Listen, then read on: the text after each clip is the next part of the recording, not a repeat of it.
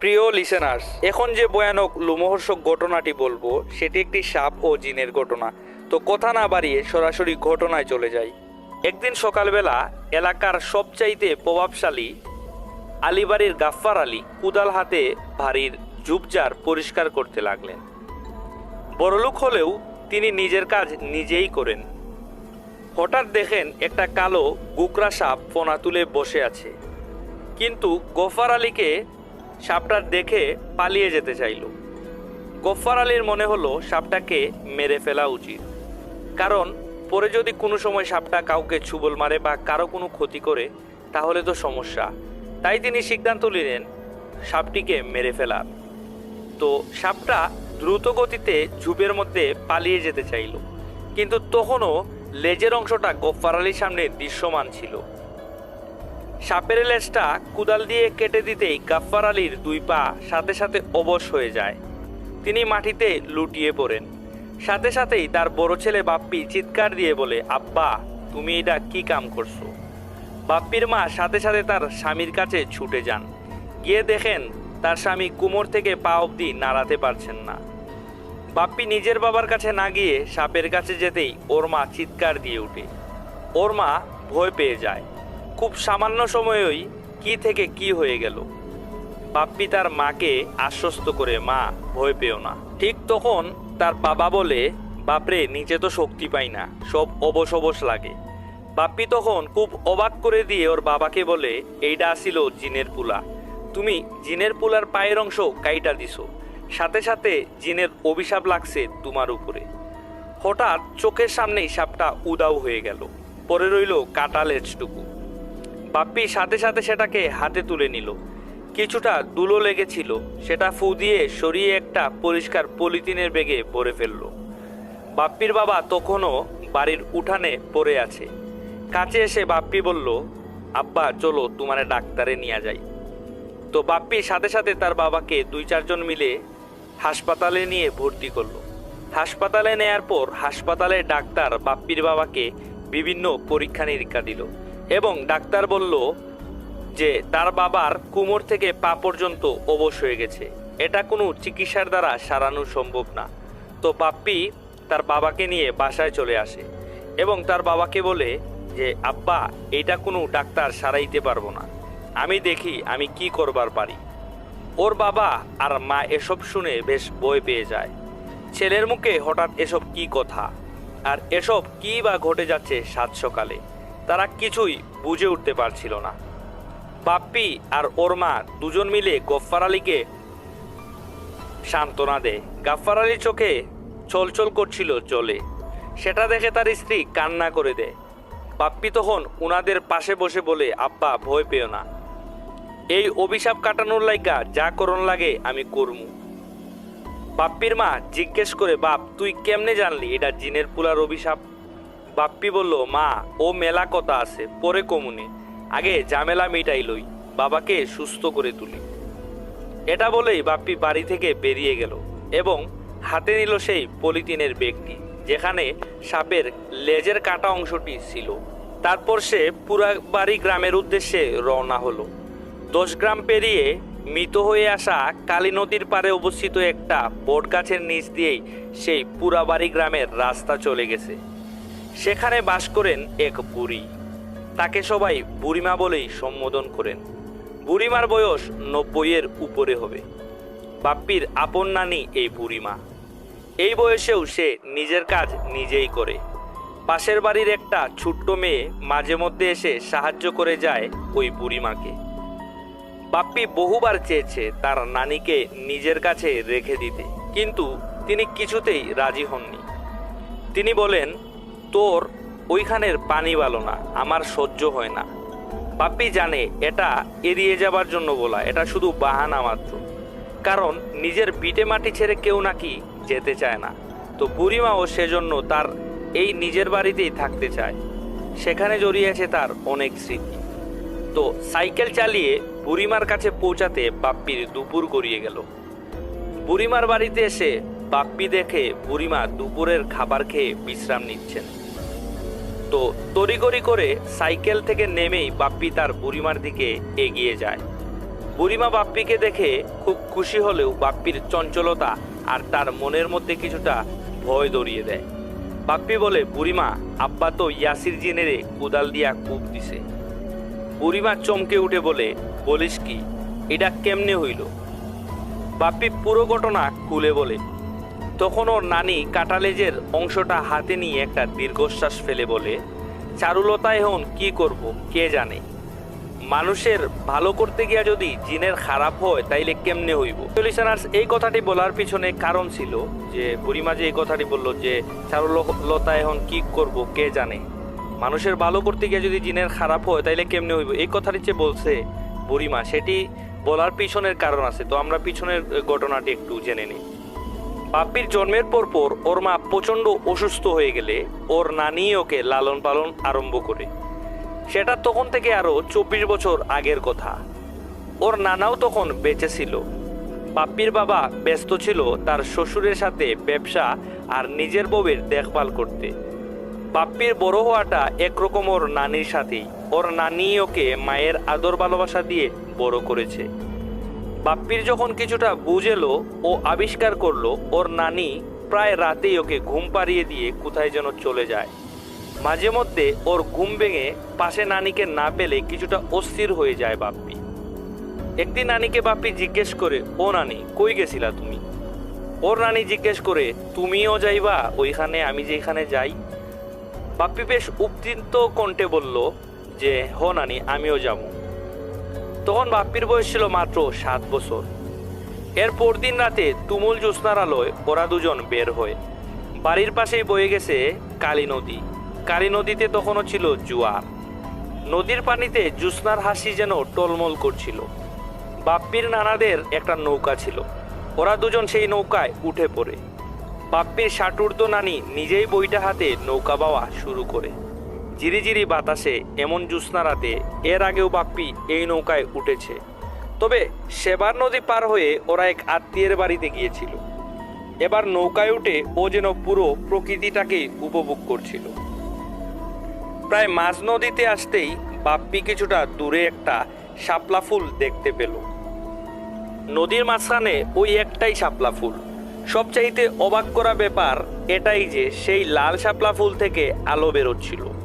সেটা দেখে বাপ্পি ওর নানির কাছে চলে আসে, বলে, নানি, দেখছো ফুলটা রে? নানি কিছুটা মুচকি এসে বলে, চল তাইলে ফুলটা দেখা আসি। বাপ্পি তো আরো খুশি হয়ে যায়। নৌকার ঠিক মাঝ নদীতে শাপলা ফুলের কাছে আসতেই ওর নানি কাকে যেন উদ্দেশ্য করে বলে, কিরে, আজ মাঝ নদীতে কেন? বাপ্পি বেশ অবাক হয়, ওর নানি কার সাথে কথা বলছে। কেউ নেই তো ওখানে। ছোট বাপ্পিকে নিজের সন্তানের মতন ভালোবাসে বুড়িমা। ওকে তাই ভয় পাইয়ে দিতে মন চাইল না বুড়িমার। কিছুটা কৌশলী হয়ে বাপ্পিকে সে বলল, বাপ্পি, এই শাপলা কথা বলতে পারে, তুমি কিছু জিগাইবা ওই শাপলারে? ছোট্ট বাপ্পি চোখ দুটো বড় করে তাকায় তার নানির দিকে। নানি তখন হাসে, বলে, তুই জিজ্ঞেস করেই দেখ বাপ্পি, এই ফুলে তোর লগেও কথা কইব। বাপ্পি বলে, এই শাপলা, তুমি কিরাম আছো? শাপলা তখন বলে, আমি বেশ ভালো আছি, তুমি কেমন আছো? বাপ্পি তখন খুশিতে আত্মহারা হয়ে পড়ে। একটা শাপলা তার সাথে কথা বলছে, এর চাইতে আনন্দের আর কি হতে পারে? বাপ্পি তখন বলে, আমিও ভালো, তুমি কথা কইবার পারো কেমনে? শাপলা তখন দুলতে দুলতে হাসতে থাকে। সেই হাসি শুনে বাপ্পিও হেসে দেয়। এরপর ওর নানি বলে, এই শাপলা আমার সাথী হয়, আমার বান্ধবী হয়। বাপ্পি বলে, তাইলে আমারও বান্ধবী বানামু। ওর রানী হাসতে হাসতে বলে, তাইলে তো ভালো কইরা লেখাপড়া করুন লাগবে। বাপ্পি বলে, আমি লেখাপড়া করব। বাপ্পি শাপলাকে জিজ্ঞেস করে বলে, শাপলা, তোমার নাম কি? শাপলা বলে, আমার নাম চারুলতা। ছোট বাপ্পির মুখে হাসি লেগেই আছে। নানি তখন বলে, আজ রাইতে জোর আসবো, বাড়ি ফিরতে হইব, আমরা আবার আরেকদিন আসব। শাপলা ফুলের কাছ থেকে বিদায় নিয়ে ওরা চলে আসে। আসবার পথে ওর নানি ওকে খুব করে বলে দেয়, বাপ্পি, এই কথা কাউরে কইবা না শোনা, এইটা তোমার আর আমার গোপন কথা। বাপ্পি মেনে নেয়। সে তার আর নানির এই গোপন কথা কাউকেই কখনো বলে না। বাড়ি ফিরেই সে নানির কাছে হাজারো প্রশ্ন করতে থাকে। তার মধ্যে ছিল, সে এই কথা বলা শাপলা ফুলটাকে কি করে বন্ধু বানালো, সব শাপলা কথা বলতে পারে কিনা, ইত্যাদি ইত্যাদি প্রশ্ন করতে লাগলো। ওর নানি ওকে যা বলছিল তার সারমর্ম ঠিক এমনটা ছিল। বাপ্পির বুড়িমা বিয়ের আগ দিয়ে এই কালী নদীতে সখীদের সাথে গোসল করত, সাঁতার কাটতে আসতো। বয়স তখন 11 কি 12 ছিল। একদিন বিকেলবেলা হঠাৎ বৃষ্টি শুরু হলে ওর সাথে থাকা 2 সখী দ্রুত নদী থেকে উঠে চলে যায়। ও নিজেও কূলের দিকে সাঁতার কাটছিল, কিন্তু কোনোভাবেই পৌঁছাতে পারছিল না। নদীর এই পাশটাতে ও একদম একা। যখন কোনোভাবেই পারছিল না, ওর মনে ভয় ঢুকে যায়, কারণ জোয়ার তখন উল্টো দিকে বইছে। ছোট্ট শরীর পানির গতিতে বিপরীতে আগাতে পারছিল না। ও চিল্লাতে থাকে, কিন্তু ততক্ষণে বেশ দেরি হয়ে যায়। হাল ছেড়ে দেয় বুড়িমা। ঠিক এমন সময় ও অনুভব করে কিছু একটা কিংবা কেউ একজন ওকে ধরে নিয়ে কূলের দিকে আগাচ্ছে। শরীর প্রচণ্ড দুর্বল হয়ে যাওয়ায় কূলের কাছে আসতেই ও অজ্ঞান হয়ে যায়। অজ্ঞান হয়ে যাওয়ার আগে ও একটা মহিলাকে দেখতে পায়। বুড়িমার যখন ঘুম ভাঙে, সে নিজেকে তার গোরের বিছানায় আবিষ্কার করে। পাশে তার মা চাচিরা বসে আছে। মায়ের চোখে তখনও কান্নার পানি। বুড়িমার জ্ঞান ফিরতেই সে বুড়িমাকে বুকে জড়িয়ে ধরে বলে, তুই আর কোনোদিন একা নদীতে যাইবি না। বুড়িমাকে ফিরতে না দেখে তার মা নদীর ধারে এসে দেখে বুড়িমা নদীর ধারে একটা গাছের নিচে পড়ে আছে। বুড়িমার জ্ঞান ফিরতেই মনে পড়ে যায় সেই মুখের কথা। এই ঘটনা সে কাউকেই কখনো বলে না। একদিন আবার বান্ধবীদের সাথে পানিতে নেমে ডুব সাঁতার দিচ্ছিল। এমন সময় নদীর তলে বুড়িমা সেই পুরনো মুখটা দেখতে পায়। সাথে সাথে প্রচণ্ড বয়ে বুড়িমা মাথা উঠিয়ে নেয়, কিন্তু কাউকেই বুঝতে দেয় না। ও সাহস করে আরেকবার মাথা নিচে নামাতেই কেউ একজন কানে কানে বলে, আমি এই নদী শাসন করি। আমার তোর মতন একটা বোন ছিল, ও মরে গেছে, তুই আমার বোন হবি। ছোট্ট বুড়িমা এবার প্রচণ্ড ভয় পেয়ে গেলে সেই কণ্ঠ আবার বলে, ভয় পাস নে বুড়ি, আমি তোর ক্ষতি করব না।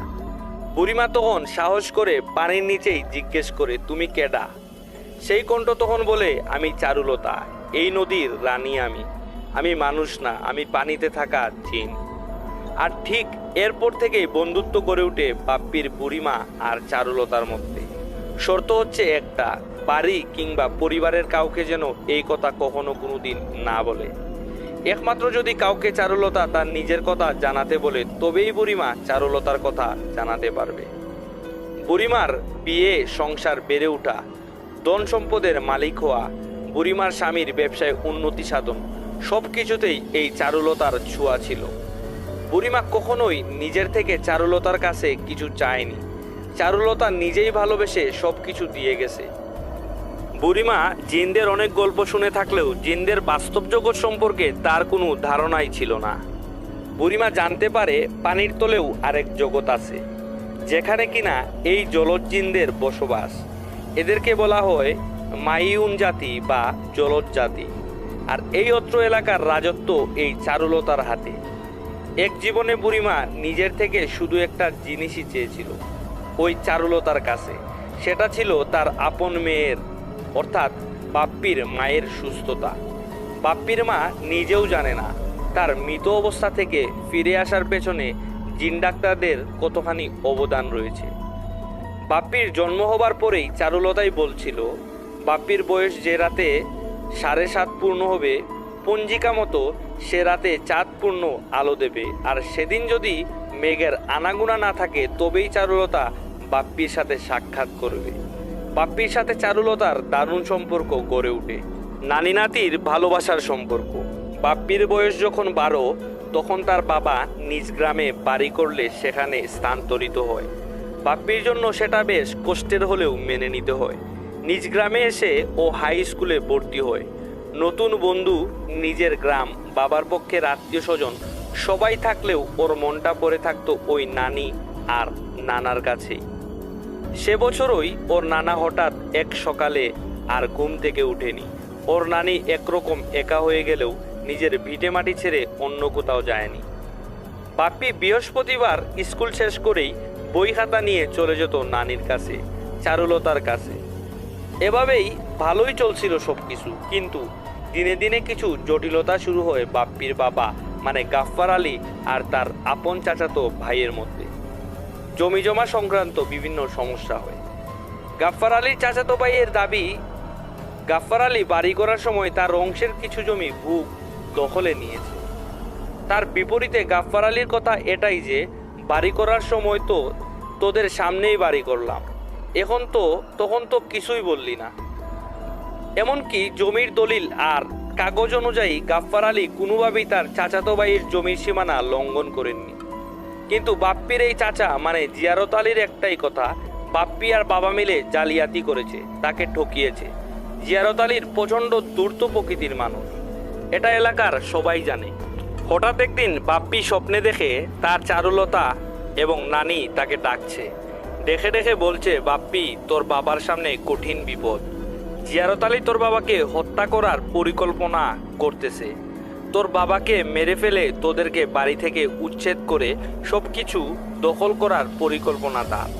মধ্যরাতে এমন স্বপ্ন দেখে বাপ্পির ঘুম ভেঙে যায়। এই স্বপ্ন কোনো সাধারণ স্বপ্ন নয়, কিন্তু নিশ্চিত হতে তাকে চারুলতার সাথে দেখা করতে হবে। তাহলে ঘুম থেকে উঠে বাপ্পি সুজা পুরাবাড়ি গ্রামের উদ্দেশ্যে রওনা দেয়। চারুলতা, বুড়িমা আর বাপ্পি মিলে অবশেষে এই সিদ্ধান্তেই উপনীত হয় যে বাপ্পিদের বাড়ি পাহারা দেবে এক প্রহরী জিন, তার নাম ইয়াসির। এবং চারুলতা বলে, প্রথমত জলজ জিনেরা যেমন শাপলা মাছ কিংবা জলজ প্রাণীর রূপ ধারণ করতে বেশি পছন্দ করে, প্রহরী সৈন্য কিংবা ডাঙার জিনেরা ঘোকরা সাপের রূপ ধারণ করতে বেশি পছন্দ করে। সুতরাং বাপ্পি যদি হঠাৎ কোনো সাপ দেখে তবে ভুলেও যেন আঘাত না করতে যায়। সম্ভব হলে এক গামলা গরুর বা ছাগলের দুধ দিতে পারলে জিন খুশি হবে। দ্বিতীয়ত, প্রহরী জিনেরা এক বিশেষ জাদু দ্বারা সুরক্ষিত থাকে, কিন্তু এই জাদু মানুষের বিপক্ষে অভিশাপ হিসেবে কাজ করে। সুতরাং ভুল করেও এই জিনকে যদি কেউ আঘাত করে থাকে তবে সে বড় কোনো ক্ষতির সম্মুখীন হবে। পরদিন ভোরবেলা আলো ফুটতেই বাপ্পির ঘুম ভেঙে যায়। ঘুম ভাঙতেই দেখে বালিশের কাছে একটা ঘুকরা সাপ ফনা তুলে বসে আছে। বাপ্পি প্রচণ্ড বয়ে চিৎকার দিয়ে ওঠে, কিন্তু অবাক হয়, তার চিৎকারে কোনো শব্দ শোনা যায়নি। সাথে সাথেই ওর মনে পড়ে গেল চারুলতার কথা। বাপ্পি বুঝতে পারে এটা ইয়াসির। বাপ্পি সাথে সাথে উঠে এক গামলা দুধ এনে হাজির করে সাপরূপী ইয়াসিরের সামনে। সাপরূপী ইয়াসির জিন তখন ফনা তুলিয়ে জানান দেয় ধন্যবাদ। আস্তে করে বাপ্পি জিজ্ঞেস করে যে চারুলতার মতন সেও কি অন্য বেশ ধরে কথা বলতে পারে কিনা। সাথে সাথে গামলার সাদা দুধের উপর লেখা ভেসে ওঠে, আমি ইয়াসির, পরিচিত হয়ে ভালো লাগলো, তবে এই সাপের বেশে কথা বলতে পারি না। বাপ্পি বলল যে ও বেশ ভয় পেয়ে গিয়েছিল। এরপর কথায় কথায় বাপ্পি এই ইয়াসির জিন সম্পর্কে অনেক কিছুই জানতে পারে।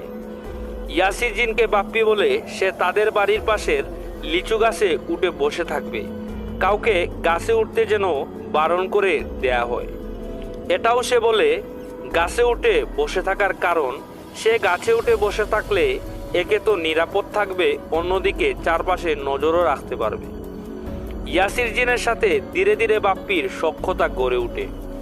বাপ্পি জানতে পারে ইয়াসির জিন ডাঙার জিন হলেও কোনো এক কারণে ইয়াসির জিন ও তার দলবল জলজ রানী চারুলতার কাছে বন্দী। এই প্রহরী দলের সদস্য সংখ্যা আনুমানিক 2 লক্ষ। কোনো এক যুদ্ধে এই জিনেরা অন্য রাজ্যের এক জলজ জিন রাজার কাছে হেরে গেলে সেই জলজ রাজা তাদেরকে মেরে ফেলার সিদ্ধান্ত নেয়। আর তখন ওই চারুলতা তার রাজ্যের এক বিশাল অংশ ছেড়ে দিয়ে এই প্রহরী বা সৈন্যজিনদেরকে মুক্ত করে নিয়ে আসে। বাপ্পির প্রচণ্ড আগ্রহ ছিল এটা জানতে চাওয়ার যে মানুষ যদি ওদেরকে আঘাত করে তবে এই অভিশাপটা কিভাবে কাজ করে।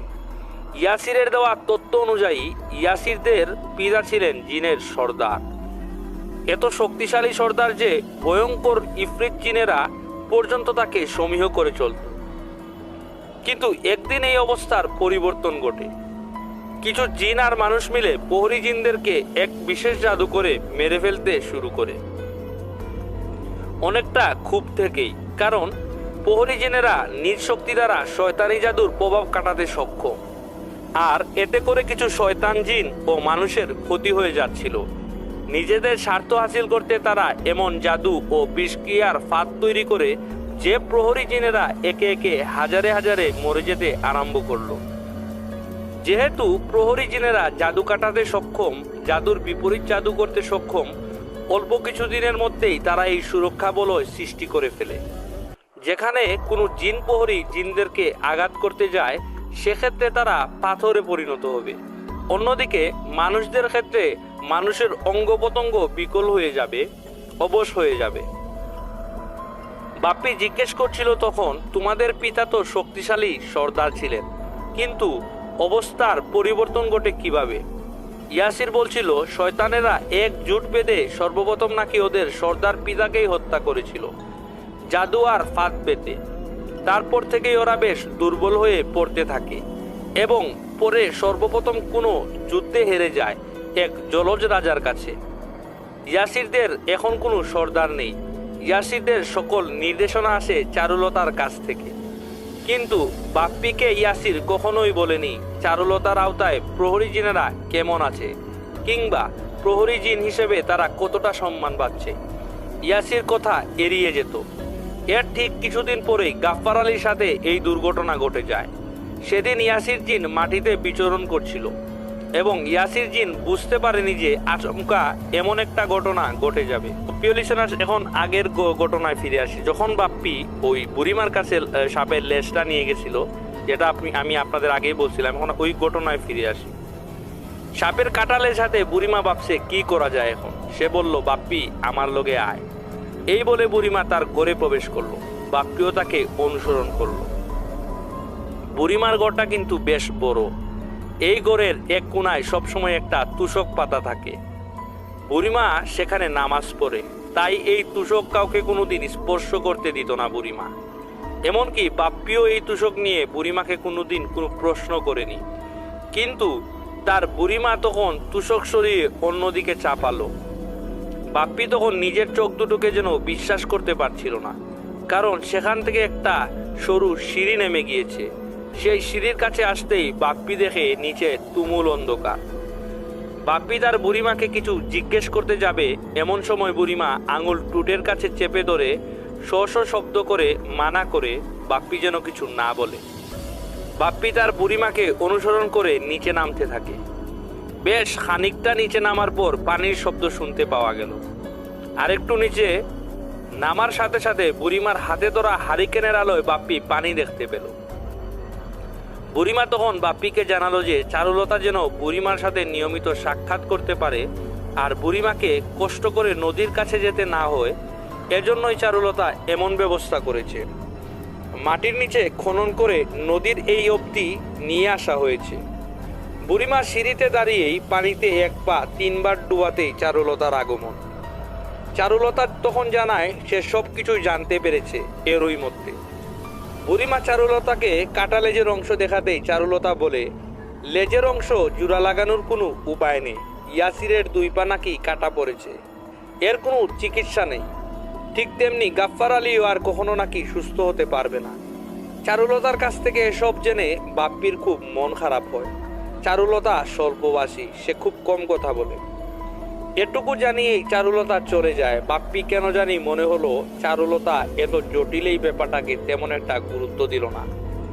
বাপ্পির মন খারাপের ব্যাপারটা সে তার নিজের মধ্যেই রাখলো, প্রকাশ করলো না। একটা চাপা কষ্ট ওর মধ্যে বয়ে যেতে লাগলো। একদিকে বাবার জন্য কষ্ট, অন্যদিকে ইয়াসিরের জন্য। এরপর থেকে শুরু হলো আসল ঘটনা। বুড়িমা বাপ্পিকে বিকেল হয়ে যাওয়ায় বাড়িতে ফিরতে মানা করলো, কারণ সাইকেল চালিয়ে বাড়ি ফিরতে অনেক রাত হয়ে যাবে, সাথে এমন করাচিতে অনেক কষ্টও হবে। কিন্তু বাপ্পি নাছোড়বান্দা। বুড়িমার অনুরোধ উপেক্ষা করে সে বাড়ির পথে রওনা দিল। বেশ কিছুটা পথ পাড়ি দেওয়ার পরে মাগরিবের নামাজ পড়তে শান্তিডাঙ্গা গ্রামে বাপ্পি সাইকেল থামায়। এখানে ছোট একটা মসজিদ। তখনও গ্রামগঞ্জে বিদ্যুৎ পৌঁছায়নি, কিন্তু এই মসজিদের চারপাশটা অনেক হারিকেনের আলোয় আলোকিত। সাইকেল থামিয়ে বাপ্পি অজু করে নেয়। অজু শেষে মসজিদে প্রবেশ করতেই দেখে একটু আগেও ফাঁকা থাকা মসজিদ কানায় কানায় পরিপূর্ণ হয়ে আছে। আতরের সুগন্ধে চারপাশ ছেয়ে গেছে। বাপ্পির এমন পরিবেশ দেখে মনটা বেশ ভালো হয়ে গেল। এক কোনায় গিয়ে চুপচাপ বসে পড়ল। পরে জামাতে অন্য সকলের সাথে নামাজ পড়া শেষ করে চোখ বুজে মনে মনে আল্লাহর কাছে ইয়াসির জিন ও তার বাবার জন্য দোয়া করতে লাগলো। আল্লাহই একমাত্র পারেন এই সমস্যার সমাধান করে দিতে। হঠাৎ চোখ খুলতেই ওর বুকটা আতঙ্কে কেঁপে উঠল। দেখলো তিনজন সাদা জুব্বা পরিহিত লোক ওর সামনে বসে আছে। তারা বাপ্পিকে সালাম দিতে ভয় না পেতে সালাম দিয়ে দিল এবং বাপ্পিকে বলল ভয় না পেতে। তখন তারা বলল তারা প্রহরী জিন আর এই মসজিদ তাদের তৈরি। বাপ্পি ভয় পেলেও নিজেকে সামলে নিল। কথায় কথায় বাপ্পি যা জানতে পারল সেটা তার কল্পনারও অতীত ছিল। চারুলতা এই প্রহরী জিনদেরকে একসময় অন্য রাজ্যের জিনের কাছ থেকে মুক্ত করেছিল মূলত নিজের স্বার্থে। এখন দাস হিসেবে ব্যবহার করছে। যেহেতু জলজ জিনেরা ডাঙায় খুব বেশি শক্তি খাটাতে পারে না, আর এই কারণেই চারুলতা তাদেরকে উদ্ধার করে এবং নিজের প্রয়োজন অনুযায়ী ব্যবহার করছে। বিনিময়ে তারা অবহেলা ছাড়া কিছুই পাচ্ছে না। বাপ্পি তার ইয়াসির বন্ধুর কথা জিজ্ঞেস করলে তারা বলে ইয়াসির আর বেঁচে নেই। এই কথা শুনে বাপ্পি তার নিজের কানকে বিশ্বাস করতে পারে না। বাপ্পি সেখানেই কান্না করে দেয়। সেই তিন প্রহরী জিনের একজন জানায়, মানুষের যেমন প্রচণ্ড রক্তক্ষরণ হলে মানুষ মারা যায়, তেমনি জিনেরাও তার ব্যতিক্রম নয়। বাপ্পির প্রচণ্ড মন খারাপ হয়। বাপ্পি জানতে চায় এখন যে তারা এত কিছু বাপ্পির কাছে বলছে, চারুলতা যদি জানতে বা বুঝতে পারে এতে তাদের সমস্যা হতে পারে কিনা। তারা তখন বলে মসজিদ থেকে কোনো শয়তান বা অন্য জিন খবর পাচার করতে পারবে না, আর আমরা প্রহরী জিন, জাদুকর জিনেরাও আমাদেরকে ভয় পায়। মাঝখানে বসা একটা বৃদ্ধ দেখতে জিনটা বাপ্পিকে জানায়, যেহেতু আমরা রানী চারুলতার জিম্মায় আছি, স্বাধীনভাবে কিছুই করতে পারছি না। আপনার কাছে আমাদের ছোট্ট কিছু দাবি আছে, যদি পূরণ করে দিতে পারেন তবে আমরা সারা জীবন আপনার কাছে কৃতজ্ঞ থাকব এবং আপনার বাবার উপরের অভিশাপটাও কাটিয়ে দিতে পারবো ইনশাআল্লাহ। বাপ্পি জিনদের কাছে জানতে চায় কিভাবে সে তাদের সাহায্য করতে পারবে। তখন সেই বৃদ্ধ জিন বলে, আপনার বাবার অনেক ধন সম্পত্তি ও জমি জমা, শুধু তাই নয়, আপনার বাবার কাছে এমন একটা বস্তু আছে যা কিনা সে তার শ্বশুরমশাইয়ের কাছ থেকে পেয়েছে, মানে আপনার নানার কাছ থেকে। বাপ্পি প্রচণ্ড কৌতূহলী হয়ে ওঠে, জানতে চায় কি সেই জিনিস। তিনি বলেন একটা জাদুর কলস, আর এটার মালিক ছিল আপনার নানার পিতা। আপনার নানার পিতা ছিলেন খুব বড় নামকরা কবিরাজ, ইউসুফ কবিরাজ। চারুলতার জলজ জিন বাচ্চারা অনেক আগে যখন প্রচণ্ড উৎপাত শুরু করে মানুষের ক্ষতি করতে থাকে, নদীর পানি কমিয়ে কিংবা মাছ সাবার করে দিয়ে, তখন তিনি কয়েক লক্ষ জলজ জিনকে একটি পিতলের কলসিতে বন্ধ করে ফেলেন। বেশ, এরপরেই চারুলতা বেশ দুর্বল হয়ে পড়ে, বুঝে উঠতে পারে না সে কি করবে। কিন্তু আপনার বুড়িমাকে দেখে তার মাথায় একটা বুদ্ধি খেলে যায়। তখন বুড়িমার সাথে বন্ধুত্ব তৈরি করে চারুলতার কারসাজিতেই একসময় আপনার নানি বুড়িমা আর আপনার নানার বিয়ে হয়। উদ্দেশ্য একটাই, বুড়িমার সাথে এই সম্পর্কের সুবাদে বুড়িমাকে দিয়ে যদি সেই কলসি উদ্ধার করা যায়। কিন্তু বুড়িমাকে দিয়ে চারুলতার মনের আশা পূর্ণ হয় না।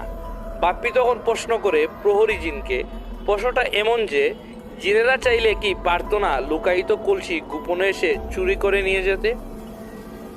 তখন প্রহরী জিনটি বলল, আপনারা হয়তো ভাবেন জিন চাইলেই সব পারে, কিন্তু তা নয়। কারণ ওই কলসিকে আপনার নানার পিতা শুধু লুকিয়েই রাখেননি, বিশেষ এক জাদুও করে রেখেছেন, যেন কোনো জিন এসে এটাকে চুরি করতে না পারে। আর এখানেই আসছে আপনারও আমাদের প্রয়োজনীয়তা। বাপ্পি তখন একটু নড়ে চড়ে বসলো। চারুলতার বন্ধুত্ব আর ভালোবাসায় এত প্রতারণা আর এই প্রহরী জিনদের সাথে দেখা না হলে সে কিছুই জানতে পারতো না। এই জন্যই কথায় আছে, আল্লাহ যা করেন ভালোর জন্যই করেন। প্রহরী জিন বলল, আপনার নানার বাবা এই কলসি আপনার নানার কাছে হস্তান্তর করলেও আপনার নানা আপনার পিতার কাছে হস্তান্তর করেন, কারণ আপনি জানেন যে আপনার নানা আর আপনার বাবার মধ্যে সম্পর্কটা বেশ ঘনিষ্ঠ ছিল। সে তার আপন সন্তানদের থেকেও হয়তো আপনার বাবা গাফফার আলীকে বেশি বিশ্বাস করত। চারুলতা সেটা বুঝতে পেরেই আপনার সাথে সুসম্পর্ক গড়ে তুলতে থাকে। উদ্দেশ্য একটা, যদি আপনার মাধ্যমে কলসিটা হাত করা যায়।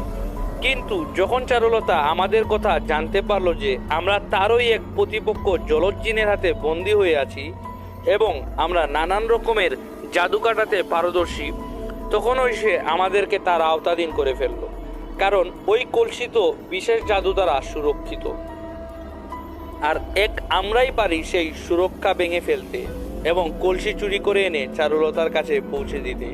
কিন্তু মজার কথা কি জানেন, এর জন্য প্রয়োজন আপনার বাড়িতে যাতায়াতের অনুমতি, আর সেই অনুমতি দিয়েছেন আপনি নিজেই। কারণ আপনার কিংবা আপনার পরিবারের অনুমতি ছাড়া আমরা প্রহরী জিনেরা আপনার বাড়িতে প্রবেশ করতে পারতাম না।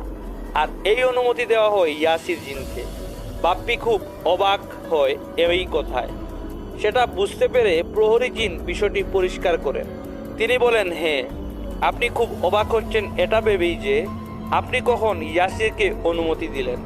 চারুলতা যখন আপনাকে ইয়াসিরের কথা বলেছিল, আপনি মেনে নিয়েছিলেন ব্যাপারটাকে, আর এর মাধ্যমেই আপনি ইয়াসিরকে অনুমতি দিয়ে দেন। এখন যেটা বলবো সেটা শুনলে তো আপনি আরো বেশি কষ্ট পাবেন। বাপ্পি তখন জানতে চাইল এবং প্রহরী জিন বলল, আপনার চাচাকে নিয়ে আপনি যে স্বপ্ন দেখেন এবং চারুলতা আপনাকে যে তত্ত্ব জানায় সেটা সম্পূর্ণ মিথ্যে ছিল।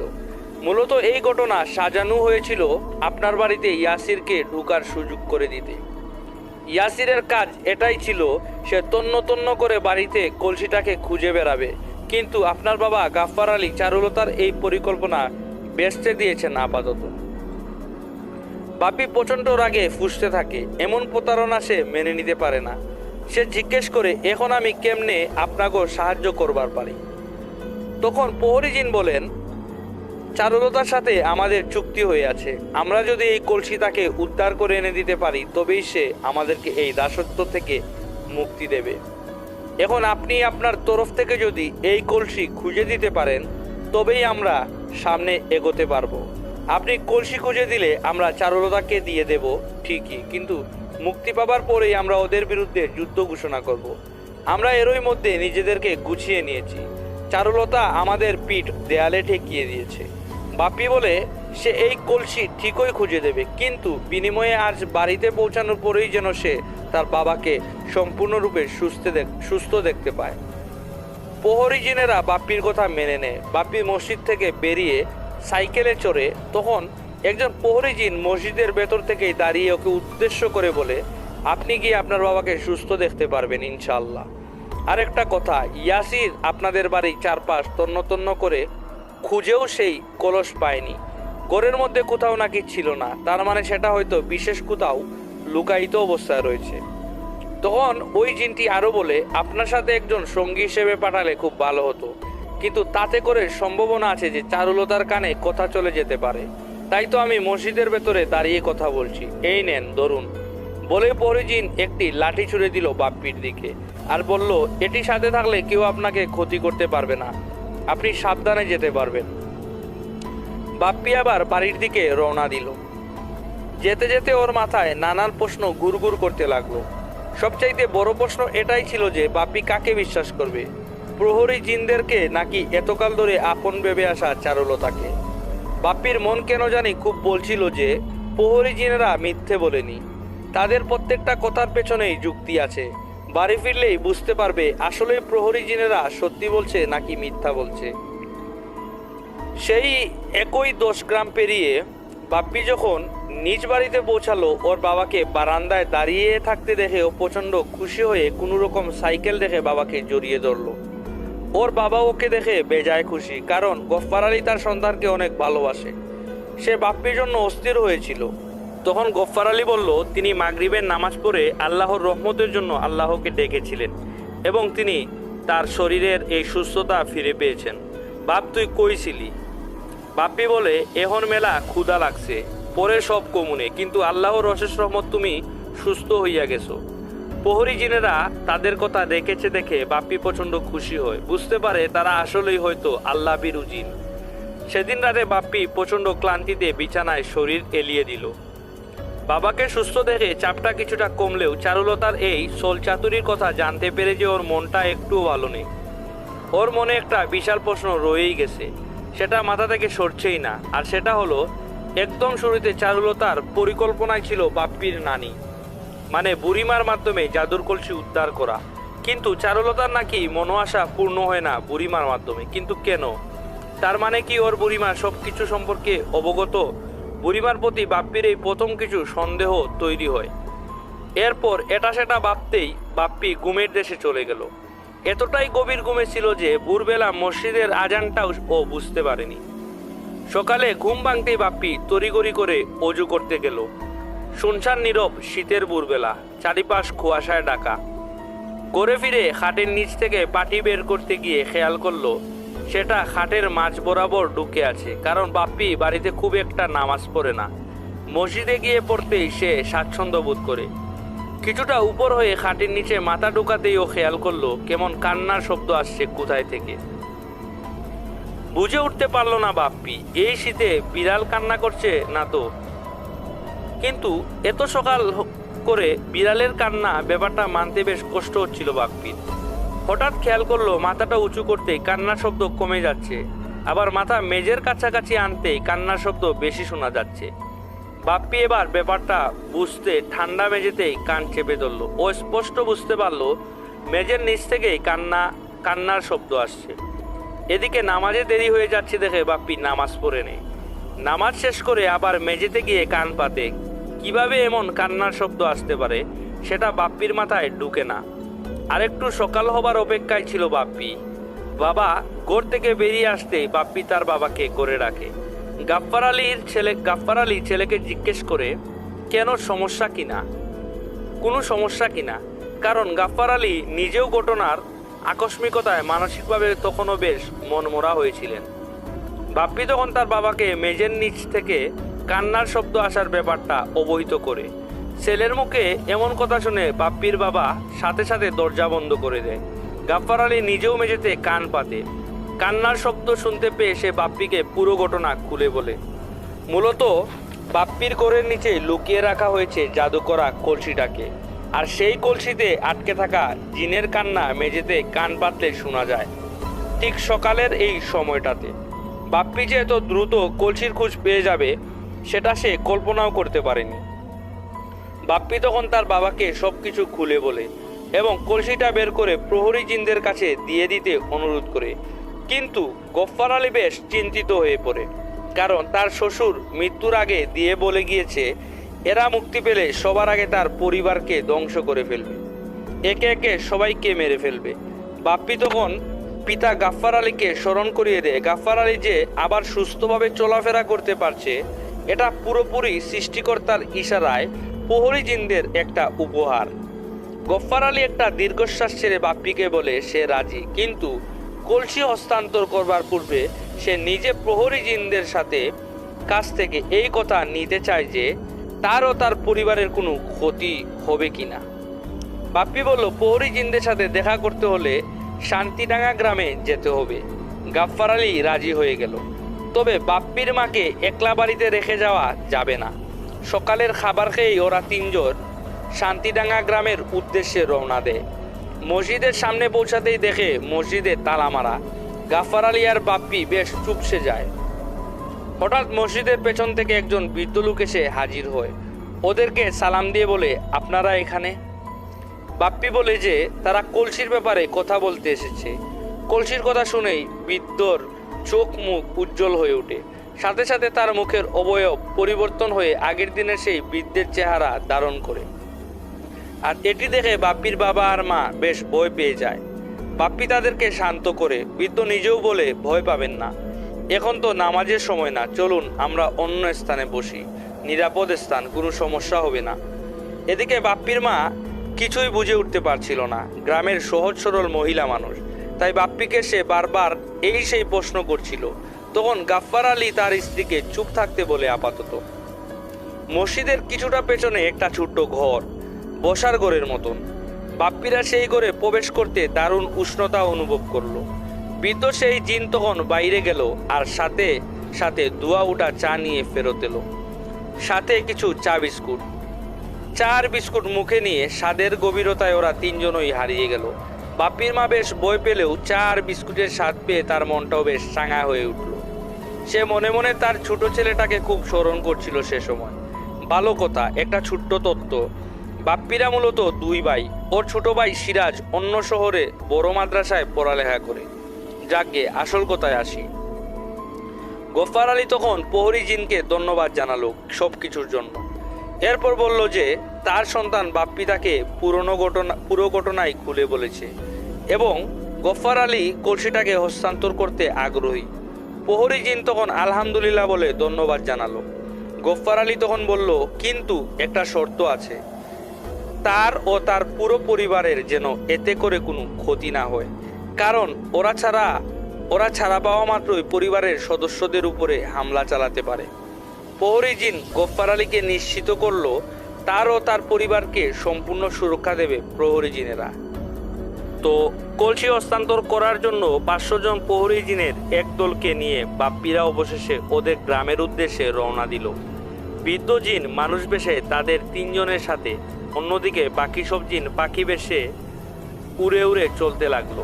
অবশেষে জিনদের সাহায্যে আর গফফারের অনুমতি নিয়েই সেই জাদুকরা কলসিটাকে মাটির নিচ থেকে উঠানো হলো। বৃদ্ধ জিন ধন্যবাদ জানিয়ে ওটাকে নিজের ছোঁয়ায় অদৃশ্য করে তার দলবল নিয়ে সুজা পুরাবাড়ি গ্রামের উদ্দেশ্যে চলে গেল। কালী নদীতে তখন জোয়ার এসেছে, চারপাশে পানি ছলছল করছিল। অবশেষে চারুলতা প্রহরী জিনদের উপস্থিতি টের পেয়ে পানি থেকে উঠে আসে। জাদুর কলসি দেখে খুশিতে আত্মহারা চারুলতা তখন কলসি পেতেই ব্যস্ত ছিল, কিন্তু চারুলতা দেখেনি প্রহরী জিনেরা কিভাবে চারপাশ ঘেরাও করে রেখেছিল। জাদু করা অস্ত্র নিয়ে হাজার হাজার প্রহরী জিনেরা প্রস্তুত হয়েছিল। একদিকে চারুলতা যেমন তার কলসিকে বুঝে নেয়, অন্যদিকে একই সময়ে প্রহরী জিনদেরকে মুক্তি দেওয়ার চুক্তিপত্র সই করে চারুলতা। আর পূর্ব চুক্তি অনুযায়ী জাদু করা কলসি থেকে জাদু উঠিয়ে নেয় প্রহরী জিনেরা। বেশ, জাদু উঠিয়ে নেওয়ার সাথে সাথে কলসির মুখ খুলে যায়, আর কান্না করতে করতে লক্ষ লক্ষ জলজ জিন মাছের মতন করে নদীর পানিতে ঝাঁপিয়ে পড়ে। নদীতে অবস্থান করা সকল মানুষ অবাক চোখে দেখতে থাকে পানির হঠাৎ অস্থিরতা, যেন লক্ষ লক্ষ মাছ পানিতে লাফিয়ে পড়ছে, কিন্তু কোনো কিছুই দেখা যাচ্ছে না। কেউ কেউ তো ভয়ে নদী থেকে উঠেও যায়, আবার কেউ কেউ নৌকা নিয়ে বেশ দূরে সরে যায়।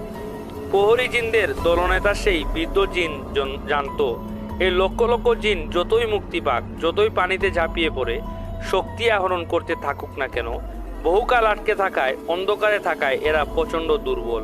এতটাই দুর্বল যে নিশ্চিত কয়েকদিন ঝিমিয়ে থাকবে। অন্যদিকে চারুলতার যে সৈন্যদল আছে তাদের সংখ্যা প্রহরী জিনদের তুলনায় অনেক কম।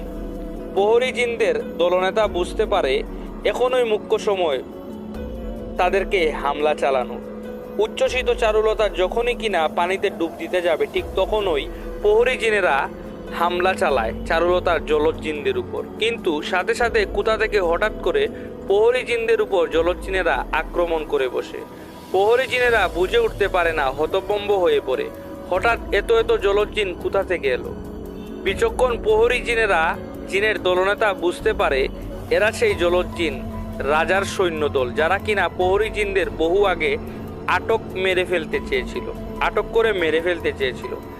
তার মানে 2 পক্ষ এক হয়ে গেছে। চারুলতা তখন বলে, কিরে প্রহরী বুড়ো, আমি আগেই বুঝতে পেরেছিলাম তুই এমন কিছুই করবি। প্রহরী জিন তখন হাসে। চারুলতা হয়তো ভুলে গিয়েছে যে প্রহরী জিনেরা এখন মুক্ত, চাইলে যে কোনো প্রকারের জাদু প্রয়োগ করতে পারে ওরা। বৃদ্ধ জিন সাথে সাথে তার দলকে ইশারা দিতেই সকল প্রহরী জিন মুখ দিয়ে বিকট শব্দ করতে লাগলো।